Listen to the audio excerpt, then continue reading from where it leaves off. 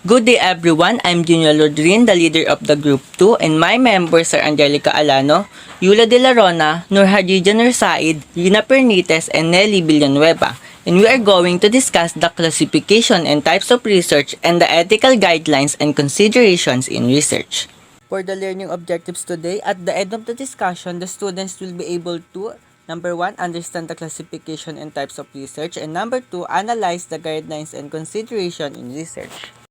So now let us start to the first one that we will be discuss, which is qualitative research. Okay, so this aims a complete detailed description. The design emerges as the study unfolds. Researcher is the gathering instrument. Data is in the form of words or interviews and pictures, videos, or objects and artifacts. Qualitative data is more rich, time-consuming, and less able to be generalized. Okay, so qualitative research involves collecting and analyzing non-numerical data, such as text, videos, or audios, to understand concepts, opinions, or experiences. It can be used to gather in-depth insights into a problem or generate new ideas for research. Qualitative research is the opposite of quantitative research, which involves collecting and analyzing numerical data for statistical analysis.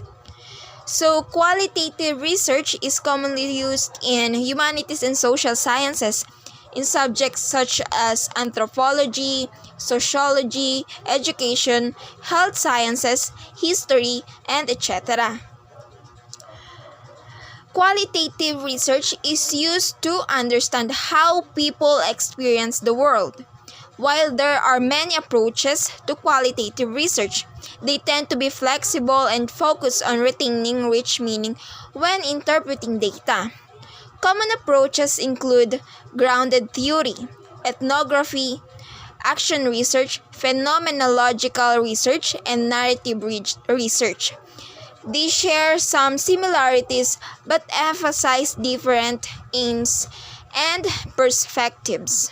Okay, so the next one is quantitative research. In quantitative research, we conduct statistical models in attempt to explain what is observed, and the study are carefully designed before data is collected. Researcher uses tools such as questionnaires or equipment to collect data. So, data is in the form of number and statistics. Okay, so quantitative data is more efficient, able to test hypotheses, but may miss contextual data.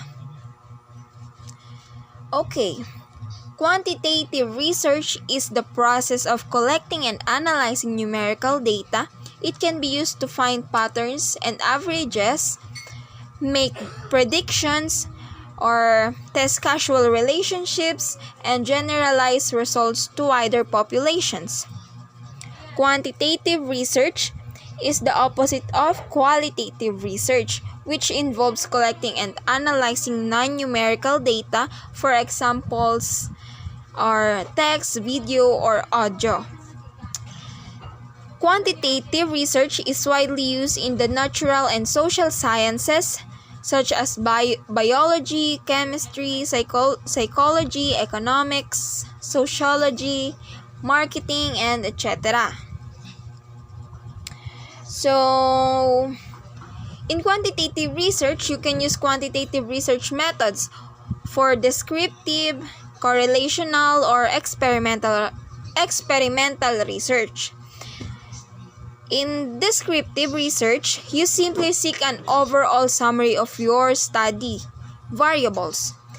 And in correlational research, you investigate relationships between your study variables. While in experimental research, you systematically examine whether there is a cause and effect relationship between variables. So as you can see, correlational and experimental research can both be used to formally test hypotheses or predictions or in using statistics. So the results may be generalized to broader populations based on the sampling method used. To collect quantitative data, you will often need to use operational definitions that translate abstract concepts. For example, SMOOD into observable and quantifiable measurements or measures. And as an example of this is self-ratings of feelings and energy levels. So now let us proceed to the next slide, which is framework for viewing perspectives on mixed methods research. So the framework model for mixed method study is a framework that connects, organizes, and guides all aspects of conducting mixed methods in research. Your framework is the specific theory or model that guides your research question, design, and analysis. It provides the rationale and logic for why you use mixed method research and how you integrate the qualitative and quantitative components. Okay, so if you are willing to conduct or if you're conducting mixed methods research, so as a mixed methods researcher, the first one that you need to do is collect both quantitative and qualitative data. The second one is mix them. The third one is when you're mixing them, mix them at the same time or let us say concurrently or one after the other or let us say sequentially. And the last one is emphasizes both equally or unequally. Do you have any idea what is mixed methods research? A mixed methods research design is a procedure for collecting, analyzing, and mixing both quantitative and qualitative research and methods in a single study to understand a research problem. It is also to utilize these designs effectively. You must understand both quantitative and qualitative research. It is also a philosophical approaches. So that's all my part. Let us call the next reporter was Miss Yula.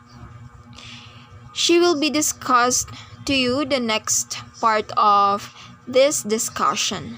Alright, good morning everyone. So this is Miss Ilarona and I'm going to discuss collecting both quantitative and qualitative data. For quantitative, these are the tools that we are going to use to collect, measure, and analyze data na related sa research natin. So, yung mga instruments, these are yung mga tests, surveys, scales, experiments, and polls. And pag sinabi naman natin records, this could be audio, so telephone interviews, yan, pwede yan. So, dapat the data are countable for statistical analysis kasi nga, quantitative data siya. So, focus tayo sa mga digits.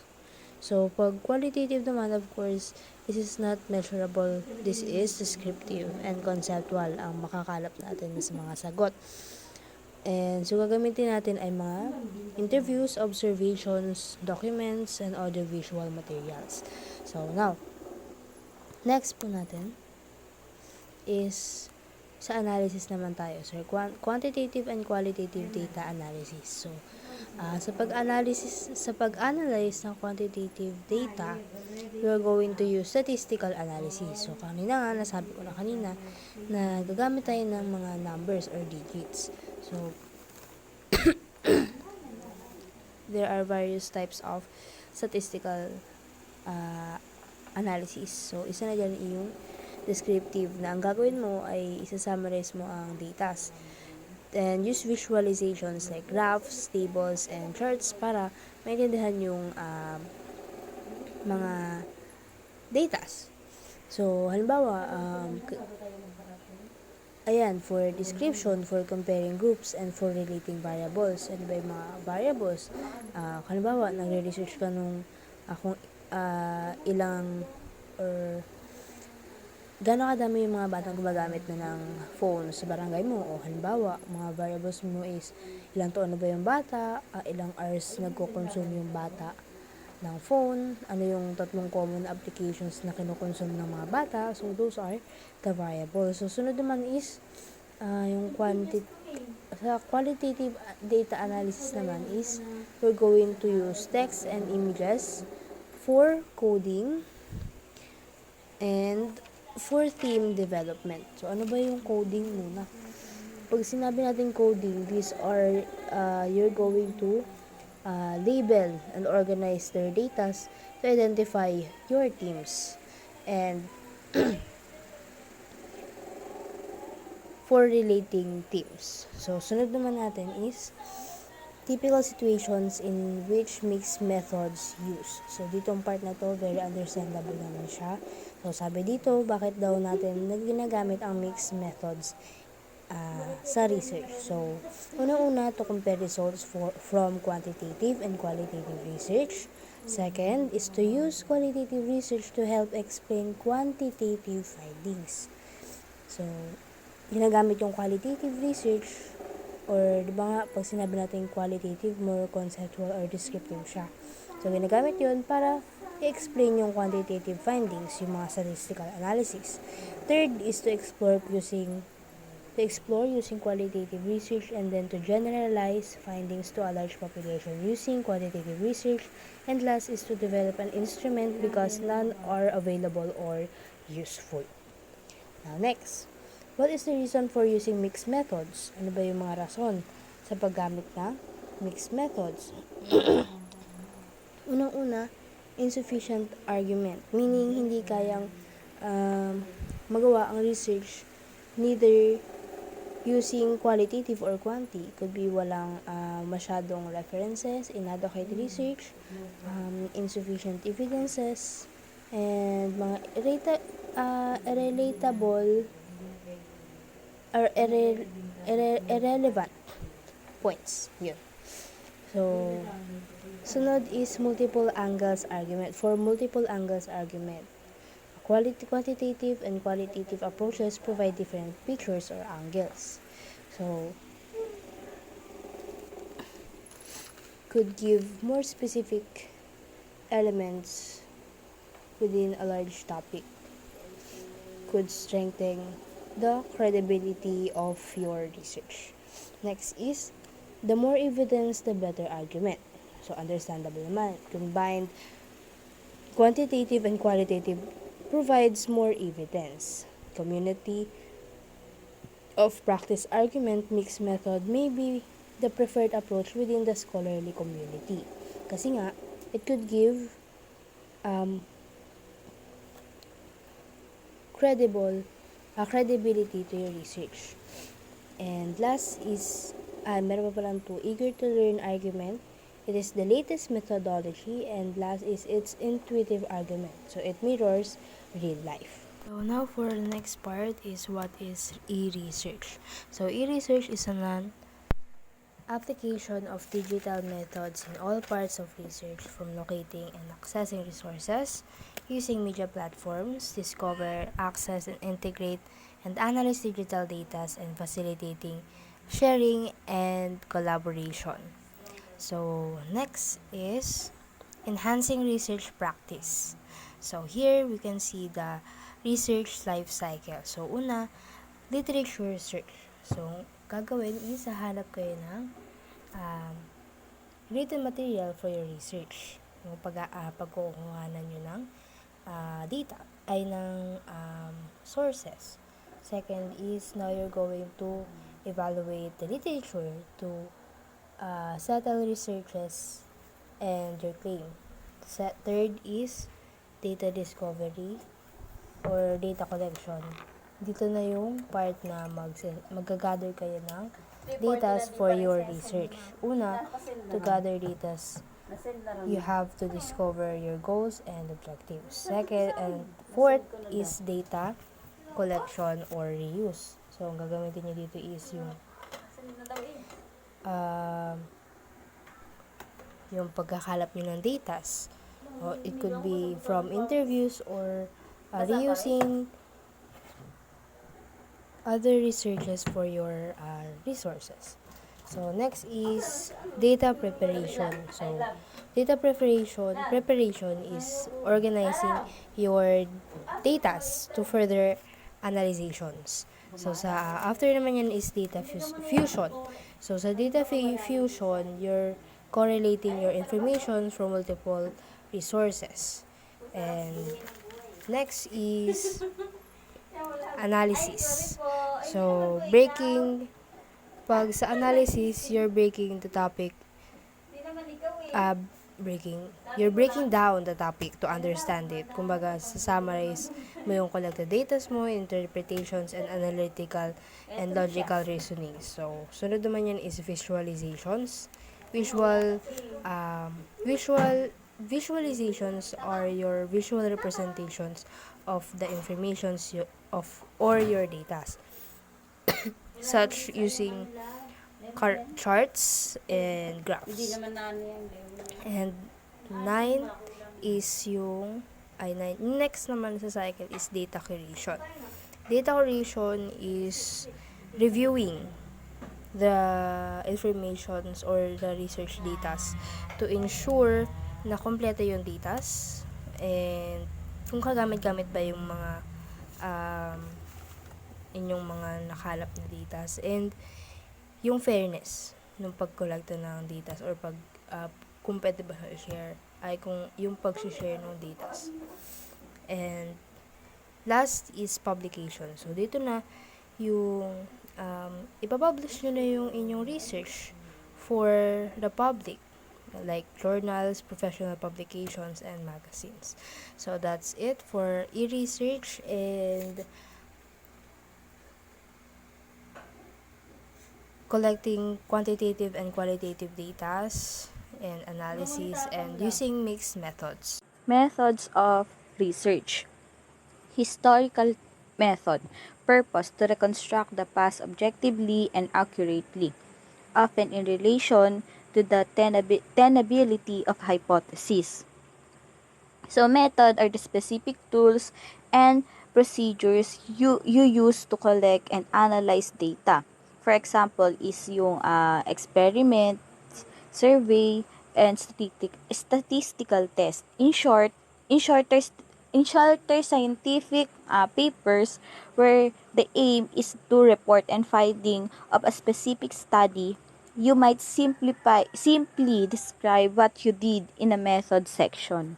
Second is descriptive method. Purpose to describe systematically a situation or area of interest factually and accurately.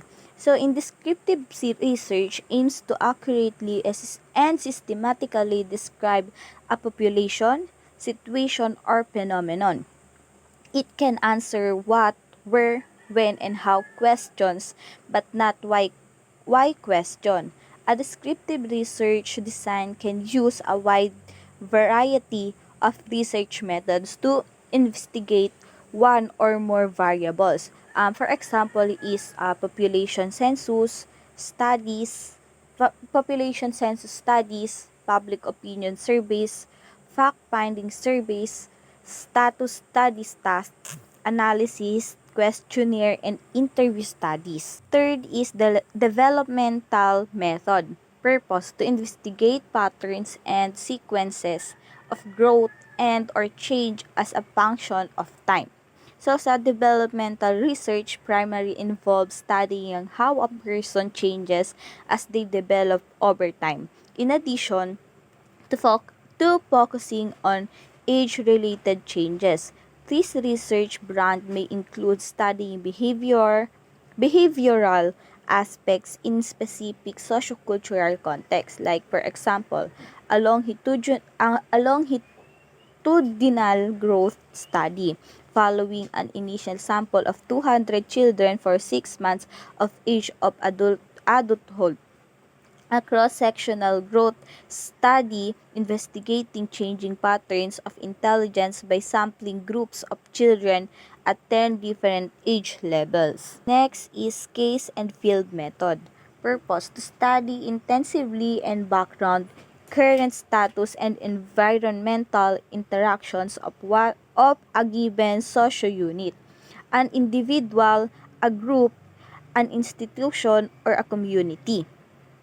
In case study, in-depth analysis of a single event, situation, or individual ethnography, observing a complete social settings and all that it entails field research, gathering data from a natural environment without doing a lab experiment or a survey participant observation. When a researcher immerses herself in a group, like for example the case history of a child with an above average IQ but with severe learning disability, an intensive study of a group of youngsters on probation of drug abuse. For my last report is the correlational method. Purpose to investigate the context to which variations in one factor correlate with variations in one or more other factors based on correlation coefficients. So, looking for a relationship between variables. For example, a research might be interested in knowing if users' privacy settings in a social networking application are related to their personality IQ, level of education, employment status, age, gender, income, and so on. So, for other example is to investigate relationships between reading achievement scores and one or more variables of interest.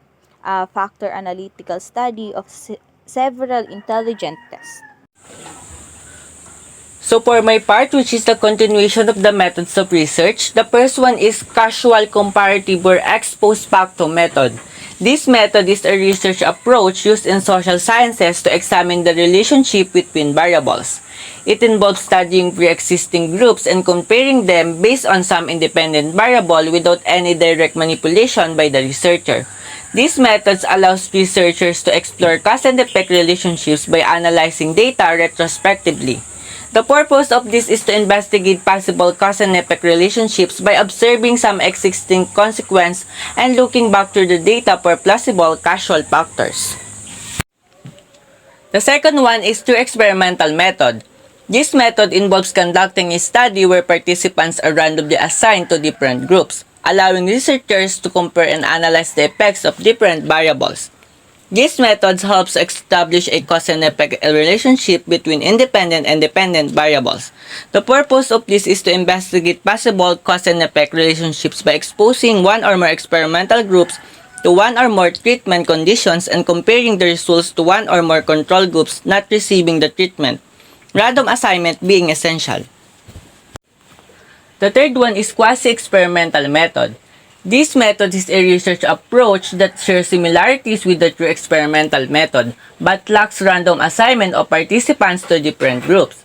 In a quasi-experimental study, researchers still manipulate an independent variable, but they do not have full control over participant assignment. Instead, they rely on pre-existing groups or naturally occurring conditions. The purpose of this is to approximate the conditions of the true experiment in a setting which does not allow the control or manipulation of all relevant variables. The researcher must clearly understand what compromises exist in the external validity of his design and proceed within this limitation.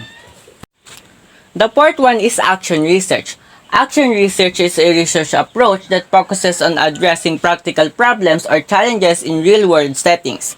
It involves actively engaging with a specific community or organization to identify and implement solutions collaboratively. The goal of action research is to create positive change and improve practices through a cyclical process of planning, taking action, observing the results, and reflecting on the outcomes. The purpose of this is to develop a new skills or new approaches and to solve problems with direct application to the classroom or applied setting. And lastly, reading assignment. Reading assignment refers to a specific task or piece of reading material that is assigned to students by their teachers or professors. It is a designated reading that students are expected to complete within a given time frame. Reading assignments can vary in length and complexity, and they are often used to enhance understanding, promote critical thinking, and facilitate class discussions or assessment. It includes articles, textbooks, novels, and much more. And that's all for my part. Thank you. ethical guidelines and considerations in research. So we have ethics and morality. First, we have ethics. It is a branch of philosophy that involves systematizing, defending, and recommending concepts of right and wrong behavior. So, yung ethics, it involves application of fundamental ethical principles to research activities, which include the design and implementation of research. And it also respect towards society and others, and the use of resources and other research output, scientific misconduct, and regulation of research. The other one is morality. It can be a body of standards or principles derived from a code of conduct from a particular philosophy, religion, or culture. So these are moral principles that guide researchers to conduct and report research without intention to harm the participants of the study or members of a society as a whole. So this morality is also essential to establish the validity of your research. So yung morality, nagre-refer siya sa set of standards that enable people to live cooperatively in groups. So, ito yung nagdetermine of a people to be right and acceptable. So, it is also conformity to the rules of right conduct, moral, or virtuous conduct. Ethical considerations in research are a set of principles that guide your research designs and practices. Scientists and researchers must always adhere to a certain code of conduct when collecting data from people. So, yung ethical considerations on research is focused on protecting the privacy of the participants sa research nyo. So, we have these ethical considerations in research. So, first is to protect the rights of research participants. So, sa research nyo, yung mga participants nyo, dapat protektahan nyo rin yung karapatan nila. So, sa isang research, kunwari magpapasurvey tayo and sa name, pwedeng hindi nila ilagay yung name nila or pwedeng anonymous. So, that is to protect their privacy from the data you collected from your participants. So, it is important na pinaprotektahan mo rin yung rights nila as participants in your research. Second is to enhance research validity. So, ang ibig sabihin nito ay dapat yung research paper nyo is valid, is truthful. So, hindi lang dapat mema yung research nyo, hindi lang dapat minadali. So, it should follow a principle. It should follow a philosophy.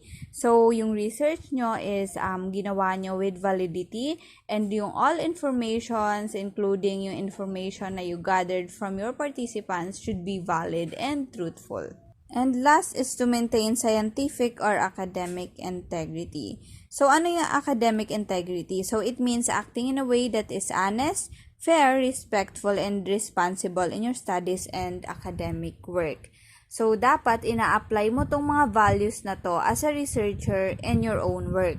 And also, pag nai-engage ka to work with others and contribution of others, so dapat itong mga values na to are also applied in both staff and students na magpa-participate sa research nyo. Types of ethical issues. So, we have voluntary participation, informed consent, anonymity, confidentiality, potential for harm, and results communication. So, first, we have voluntary participation. So, it means that all research subjects are free to choose to participate without any pressure or coercion. So, dapat yung mga participant ng research nyo is volunteer sila. So, hindi sa pilitan, magvo-volunteer sila, then they will be part of your research. So, dapat may consent ka from them na they will be a participant in your research. So, that's all from my part. So, the next reporter will discuss about the other ethical issues. So, for my part, I'm going to discuss the informed consent or the things that we should have before conducting a survey and gathering data. So, the first one is we have informed consent. So, bakit ba kailangan ma-informed consent? So, for us, for a formality in seeking the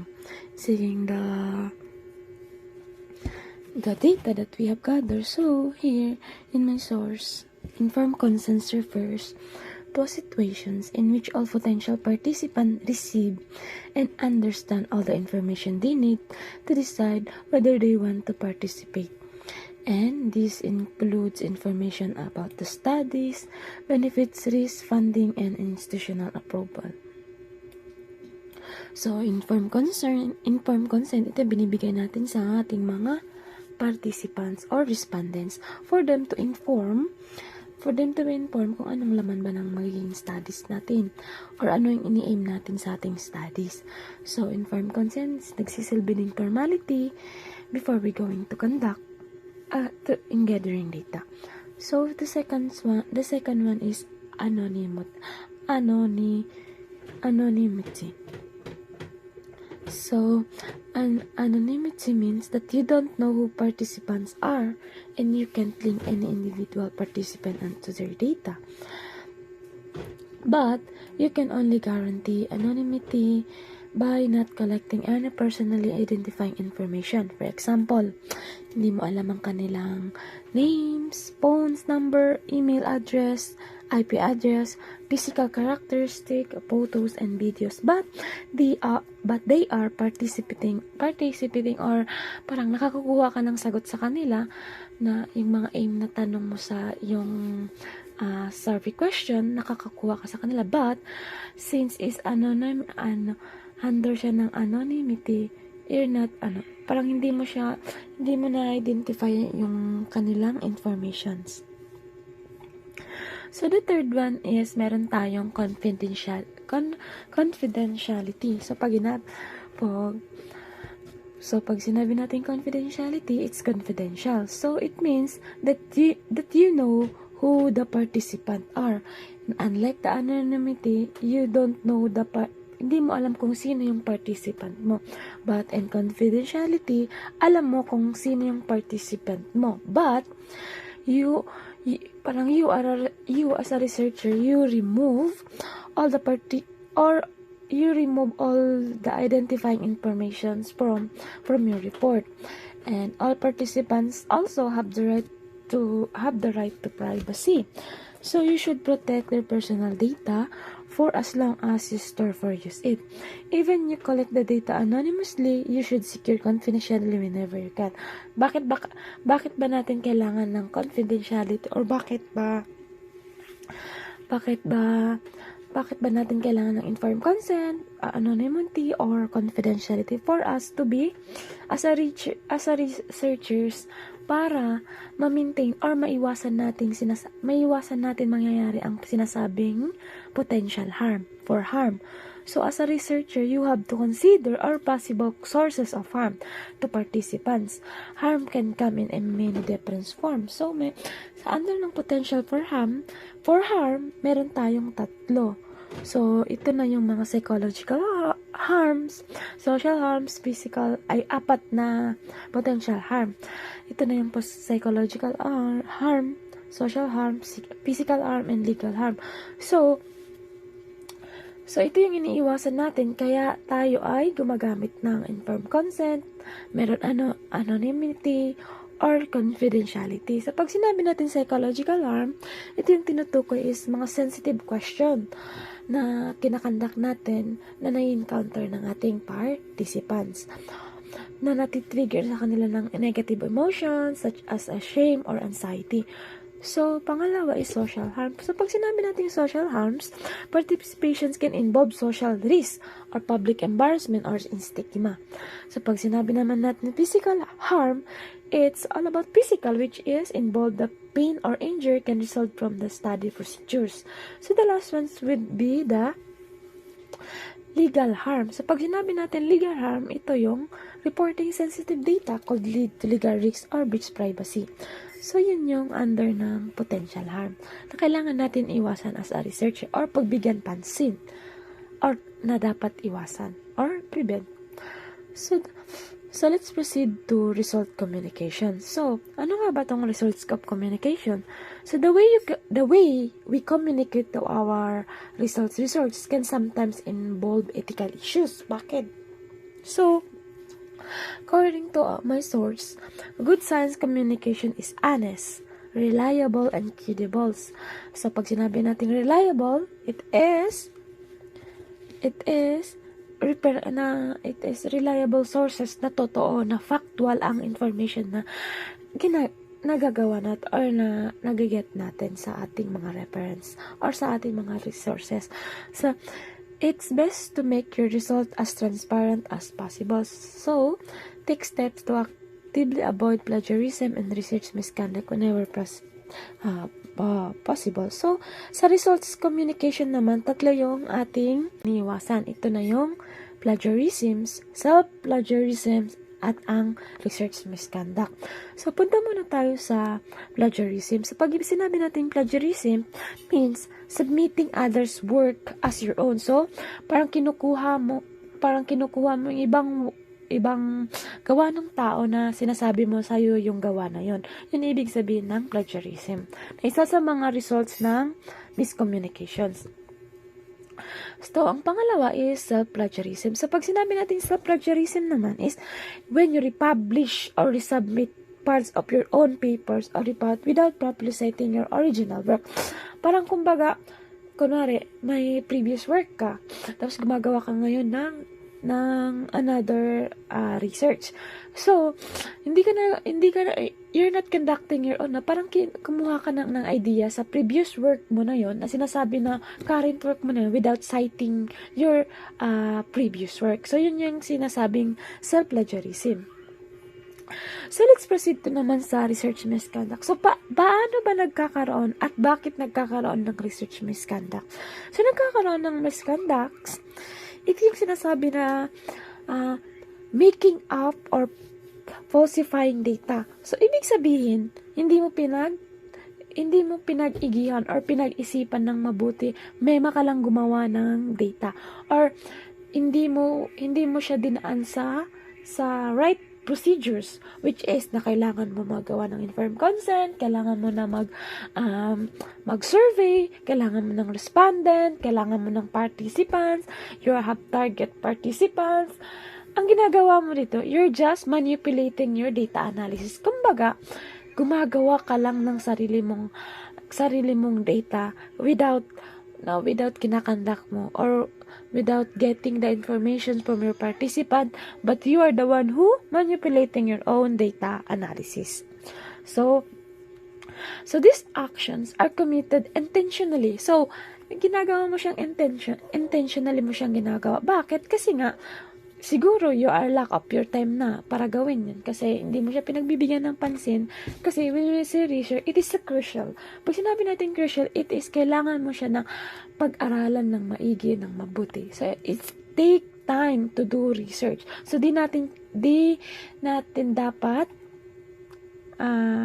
di natin ginagawa yung mema lang makapag-interpretate ng data kasi nag-under siya ng fall ng research misconduct. So, also, research misconduct is a serious ethical issue because it can undermine academic integrity and institutional credibility na nag-leads to waste of funding land resources that could have been used for alternative research. So, yun yung research misconduct.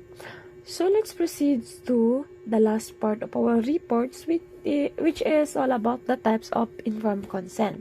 So, we all know that informed consent refers to a situational in which all potential participants receive and understand all the information they need to decide whether they want to participate in your study or they want to be your participants in the study.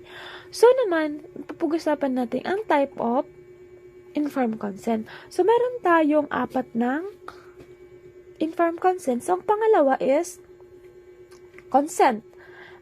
Which is, yung consent na to, it's under, yung mga respondents mo is 18 years old and above.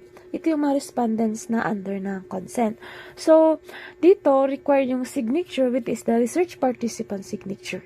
So, ang pangalawa is natawag nating parent consent. So, pag sinasabi nating parent consent, ito yung mga na-encounter natin when we are in high school, senior high. Ito yung below 7 years old. Pero applicable din to siya ng when we are in high school. So, ang kailangan dito sa parent consent, of course, reference signatures and of course the witness. So, ang pangatlo is meron tayong assent. So, applicable naman ang assents to respondent when 7 years old to 17 years old. So, ang required signature naman dito is your parents and research participant signature. Kung ang consent kanina is research participant signature lang, ang assent naman is kasama na yung parents mo. Sa kunwari, nag-participate ka sa isang studies, so you're going to, you are the one of participants, but in answering the parang nung magsasagot ka ng mga survey questionnaires, kailangan ang yung parents signatures or parents consent. So, ang pang-apat is yung sinatawag natin sa verbal consent. Kapag sinabi natin verbal consent, wala to siyang nire-required na age. Ibig sabihin is applicable siya sa lahat. Pero sa required signature niya naman is kailangan niya ng witness. So, yun yung types of informed consent. So, I hope you understand my part, which is all about the informed consent and also its type, and that's all. Thank you.